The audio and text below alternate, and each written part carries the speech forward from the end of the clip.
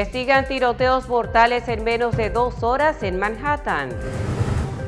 ICE arresta a indocumentados que comparecen a la corte. Estados Unidos prohíbe entrada a ciudadanos de Haití y otros países. El espectáculo de fuegos artificiales del 4 de julio de Macy's regresará al East River este año.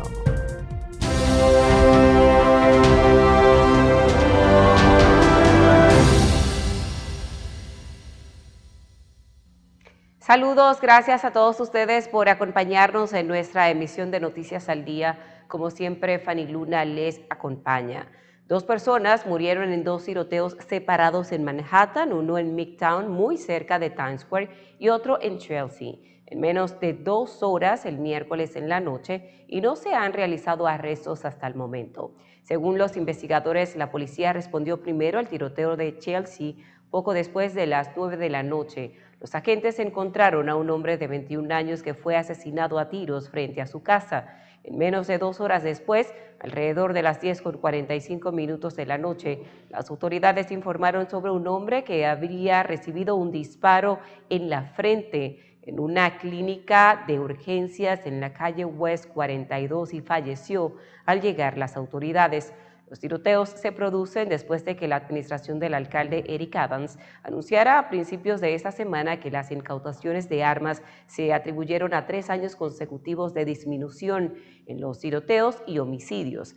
La alcaldía afirma que los tiroteos han disminuido un 54% y los homicidios han disminuido un 41% bajo su liderazgo. Agentes del Servicio de Inmigración y Control de Aduanas detuvieron a varios migrantes que realizaban registros obligatorios en una oficina del Bajo Manhattan, a pocos pasos del Ayuntamiento de Nueva York. Los agentes arrestaron a los migrantes después de que se registraran en una audiencia de la oficina del programa de comparecencia con supervisión intensiva. Las imágenes del arresto muestran a agentes de ICE con máscaras y vestidos de civil escoltando a personas esposadas fuera del edificio.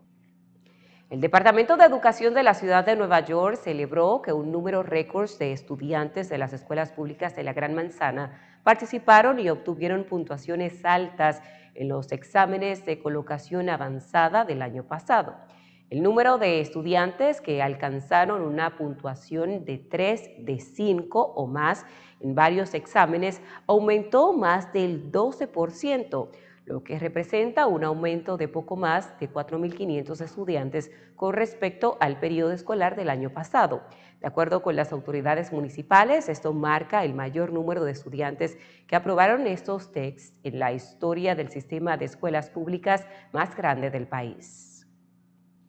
El secretario de Salud ha ordenado a la Administración de Alimentos y Medicamentos que revise los nutrientes y otros ingredientes de la fórmula infantil que se utiliza en los biberones de millones de bebés estadounidenses.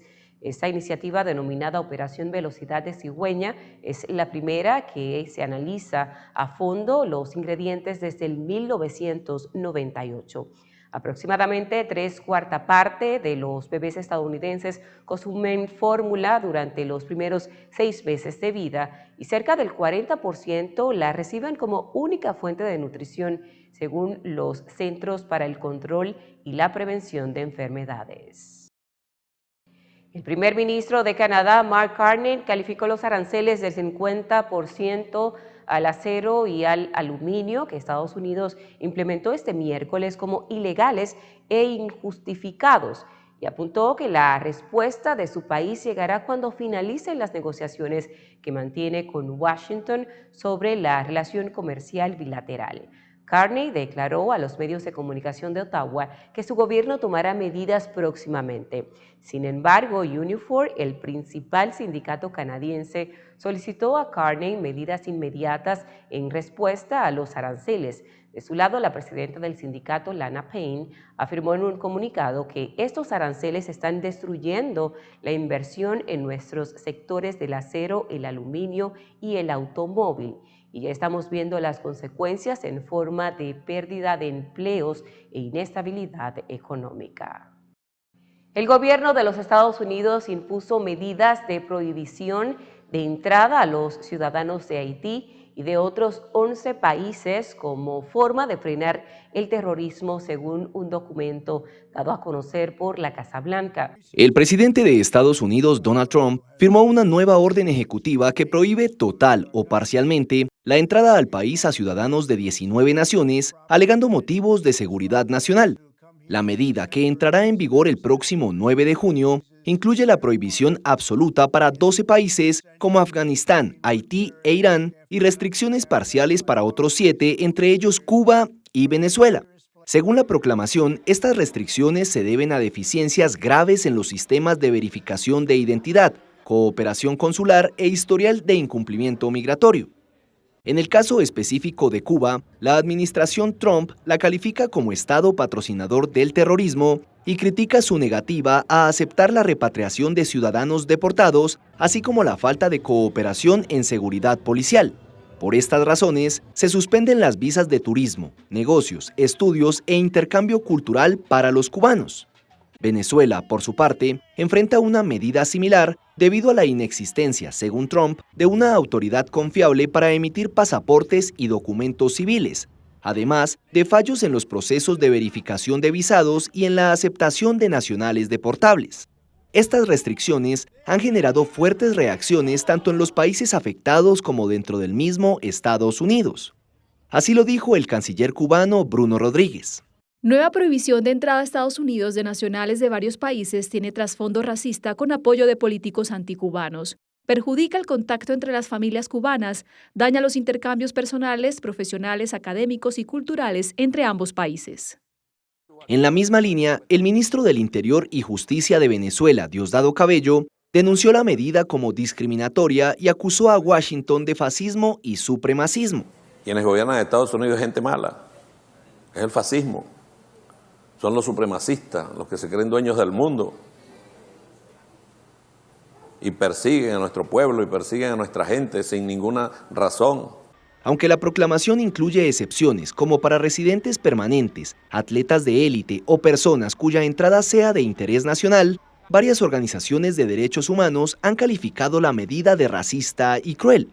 Esta nueva medida recuerda la controvertida prohibición musulmana de 2017, también impulsada por Trump y duramente cuestionada por su carácter discriminatorio. Ahora, con una argumentación basada en criterios migratorios y de seguridad, el mandatario retoma una estrategia que según él fue clave para evitar ataques terroristas durante su primer mandato. Y el presidente Donald Trump continúa tomando medidas para bloquear la entrada al país de casi todos los estudiantes extranjeros que quieran asistir a la Universidad de Harvard. Es su último intento de cortar el flujo internacional que representa una cuarta parte del alumnado de la prestigiosa escuela. En una orden ejecutiva firmada por el presidente de los Estados Unidos, declaró que permitir que Harvard continúe albergando estudiantes extranjeros en su campus de Cambridge, Massachusetts, pondría en peligro la seguridad nacional. Y varios legisladores del Partido Independentista puertorriqueño instaron al gobierno de Puerto Rico a oponerse a dar información a las autoridades federales para rastrear a miles de inmigrantes con la intención de ser arrestados y deportados. El pedido de los representantes Denny Márquez, Adriana Gutiérrez y Nelly Lebrón surge luego de que la Oficina de Investigaciones de Seguridad Nacional y el Servicio de Control de Aduanas pidieron al Departamento de Transportación y Obras Públicas los datos de unos presuntos 6,000 inmigrantes que han obtenido sus licencias de conducir. El Departamento de Seguridad Interna de los Estados Unidos anunció que ha intensificado la revisión de registros de inmigración y tomará medidas para combatir las estadías prolongadas de extranjeros con visas vencidas en respuesta al ataque terrorista en Colorado por el que estaba acusado un inmigrante que ingresó al país como turista. Noen ordenó a las 3 agencias que controlan la inmigración de los Estados Unidos a redoblar los esfuerzos para identificar a los extranjeros que se hayan quedado en el país con sus visas vencidas. La orden se da después del arresto de Mohamed Sambri Solimán, de 45 años, quien está siendo acusado de atacar a un grupo de personas con un lanzallamas casero durante una manifestación pro-Israel en Colorado el pasado domingo, según explicó el Departamento de Seguridad Interna en un comunicado. El hombre de nacionalidad egipcia ingresó a los Estados Unidos en agosto del 2022 con un visado de turista y solicitó asilo al mes siguiente. Su visado había vencido en febrero del 2023. Un juez federal ordenó al gobierno de Donald Trump ofrecer a más de un centenar de inmigrantes venezolanos expulsados a megacárceles de El Salvador la posibilidad de apelar sus acusaciones en un plazo de una semana. El juez, un fallo de casi 70 páginas que compara la situación de inmigrantes que estaban detenidos en un centro de Texas el 15 de marzo, cuando el gobierno inició su expulsión a la cárcel del Sicot en El Salvador. Al menos 9,000 personas migrantes regresaron a Colombia en lo que va del 2025 desde Panamá, México y Costa Rica, cruzando la selva del Darién, según datos divulgados este jueves por la Procuraduría del país andino, que urgió a las autoridades competentes a atender la crisis humanitaria que vive esta región fronteriza. El órgano de control alertó sobre la grave falta de ayuda básica para las personas que intentaron migrar al norte del continente, pero no pudieron llegar a los Estados Unidos y tuvieron que regresar al Darién, un fenómeno llamado flujo migratorio inverso, y pidió a las cancillerías de Colombia y Panamá que actúen con urgencia para brindar apoyo humanitario. El tapón del Darién, una densa selva que marca la frontera natural entre Colombia y Panamá, se ha convertido en los últimos años en un paso clave para la migración irregular en el continente americano. Nos vamos a nuestra pausa comercial. Al regreso, más de Noticias al Día.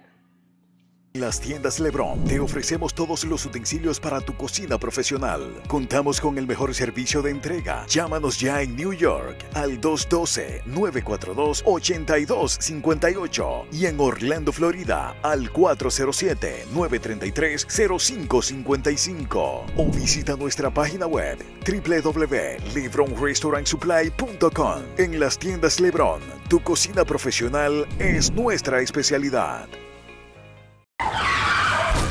Su velocidad le puede parecer lenta al manejar, pero si atropella a alguien, es espantosamente rápida. Conductores, estén pendientes de los peatones y ciclistas y al doblar reduzca la velocidad a 5 millas por hora.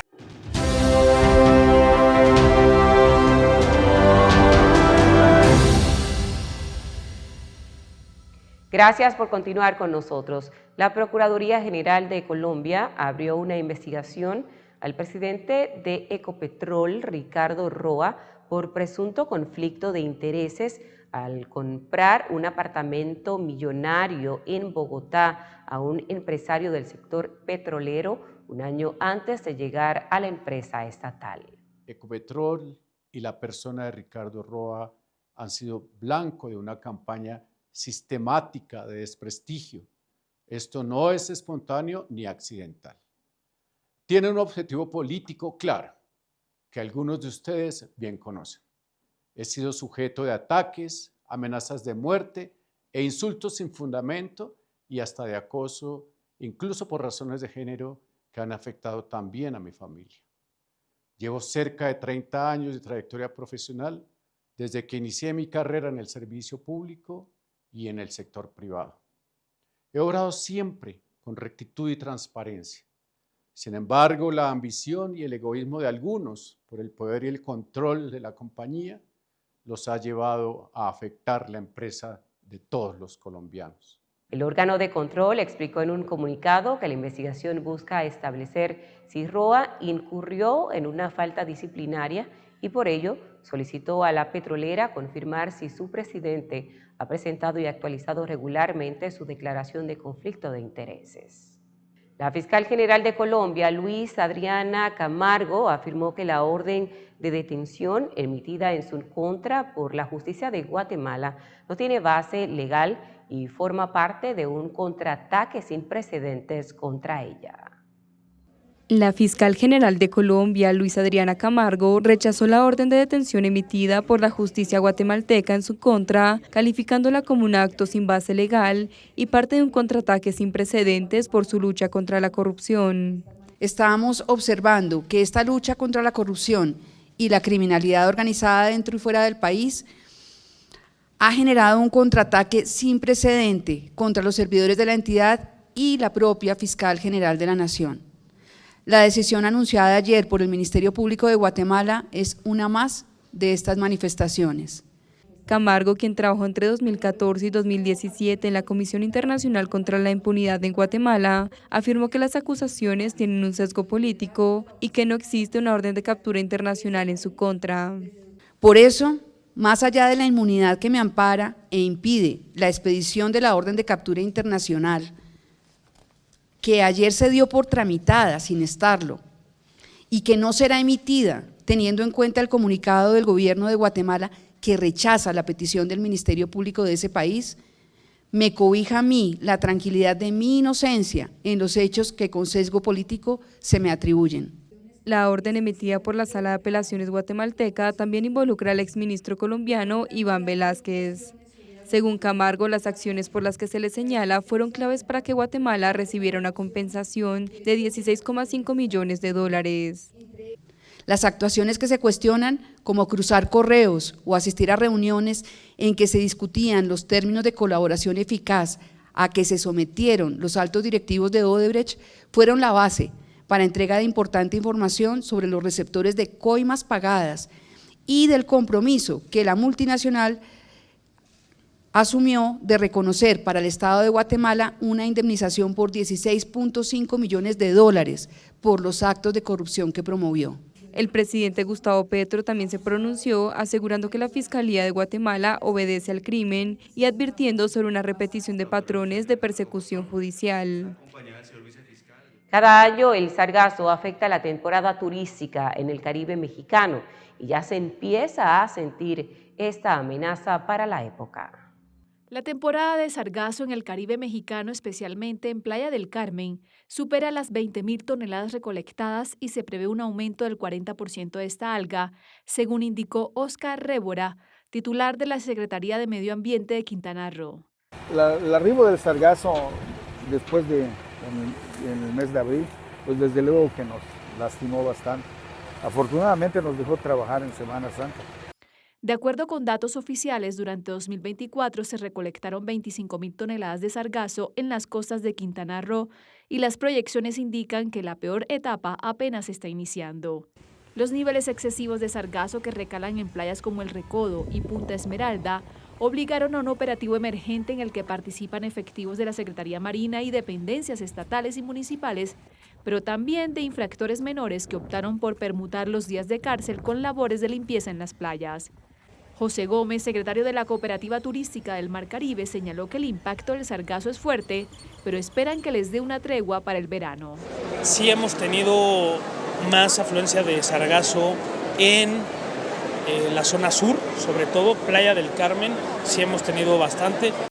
Desde la Playa del Recodo, una de las más afectadas por el sargazo en Playa del Carmen, Samantha Álvarez, secretaria de Medio Ambiente y Cambio Climático del municipio, informó que en lo que va del año se han recolectado alrededor de 8.000 toneladas de sargazo. Realmente nunca queda 100% limpia, es una realidad, ha sido de todos los años. Lo que tratamos es como de desahogar un poco el área, ¿no? Para que no empiece a apestar, pero sí es un tema que año tras año pues no se puede controlar. Cada año la llegada masiva de sargazo se presenta a principios de la primavera y se prolonga hasta septiembre u octubre con mayor incidencia entre abril y mayo. Sin embargo, esta macroalga presenta un comportamiento errático que depende de los cambios climatológicos, las corrientes marinas e incluso las temporadas de tormentas tropicales y huracanes. El Consejo Nacional Electoral de Venezuela, controlado por rectores afines al chavismo, anunció que celebrará las elecciones de alcaldes y consejos municipales el próximo 27 de julio. El presidente del Consejo Nacional Electoral de Venezuela, el chavista Elvis Amoroso, leyó un comunicado en el que señaló que esta fecha se aprobó de manera unánime entre los rectores, luego de que la Junta Nacional Electoral presentara el cronograma en el que se establece que las campañas de los candidatos se llevará a cabo entre el 11 y el 24 de julio próximo. Estas elecciones se darán luego de haber llevado a cabo las regionales y legislativas del 25 de mayo, rechazadas por la oposición mayoritaria de Venezuela, que denuncia fraude en las presidenciales del 28 de julio del año pasado, cuando el ente electoral proclamó la victoria del mandatario Nicolás Maduro. Tenemos que hacer nueva vez una pausa comercial, cumplir con nuestros patrocinadores. Al regreso seguimos con más noticias. Usted no le cambie. En las tiendas LeBron te ofrecemos todos los utensilios para tu cocina profesional. Contamos con el mejor servicio de entrega. Llámanos ya en New York al 212-942-8258 y en Orlando, Florida al 407-933-0555 o visita nuestra página web www.lebronrestaurantsupply.com. En las tiendas LeBron, tu cocina profesional es nuestra especialidad. Su velocidad le puede parecer lenta al manejar, pero si atropella a alguien, es espantosamente rápida. Conductores estén pendientes de los peatones y ciclistas y al doblar reduzca la velocidad a 5 millas por hora.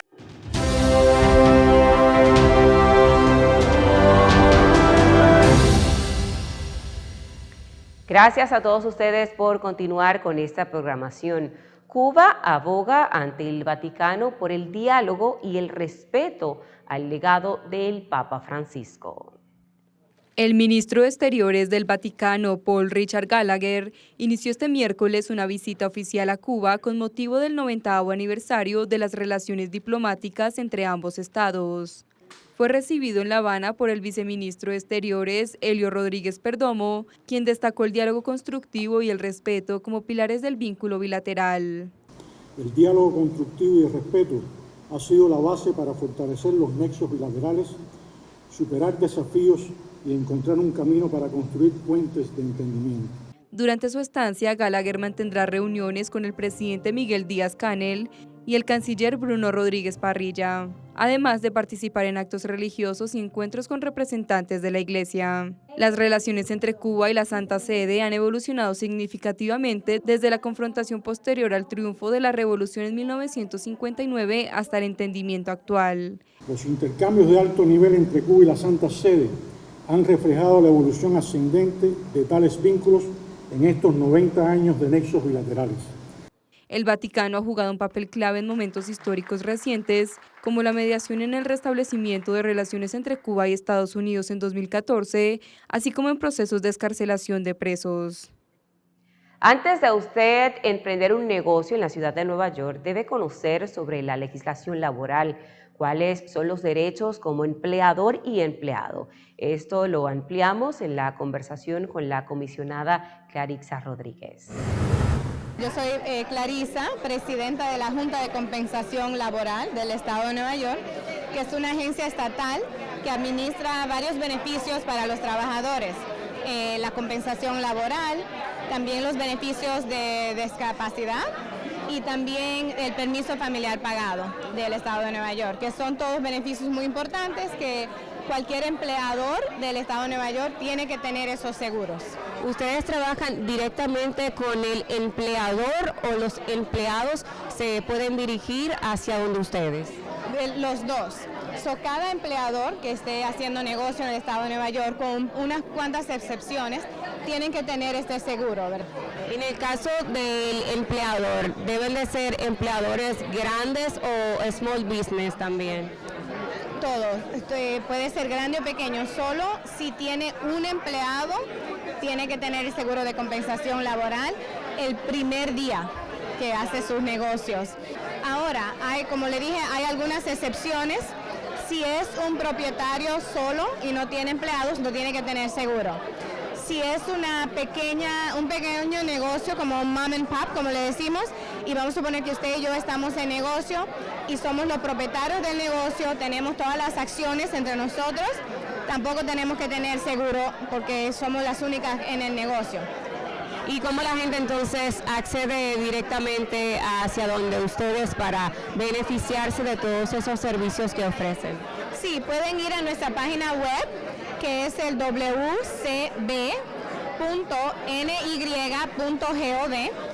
wcb.ny.gov, y ahí tenemos toda la información de cómo puede conseguir el seguro, cómo puede poner un reclamo, si es un empleado. Tras pasar un año en el río Hudson, los fuegos artificiales del 4 de julio de Macy's regresan a East River este 2025, anunció la alcaldía. El espectáculo de este año se lanzará desde el puente de Brooklyn y 4 barcazas en el East River en el distrito portuario. El público podrá disfrutar de los fuegos artificiales en la zona y se organizará un sorteo patrocinado por la ciudad para obtener entradas gratuitas. Los detalles sobre las entradas se publicarán en las próximas semanas. Al menos los 400 años de la fundación de la ciudad de Nueva York nos complace dar la bienvenida a la multitud una vez más para que disfruten de un día de la independencia inolvidable en nuestro mundialmente famoso puente de Brooklyn y el horizonte de East River, declaró el alcalde Eric Adams. No tenemos tiempo para más en esta ocasión. Hemos llegado al final de nuestra emisión de Noticias al Día. Fanny Luna se despide, agradecerles a todos ustedes la sintonía.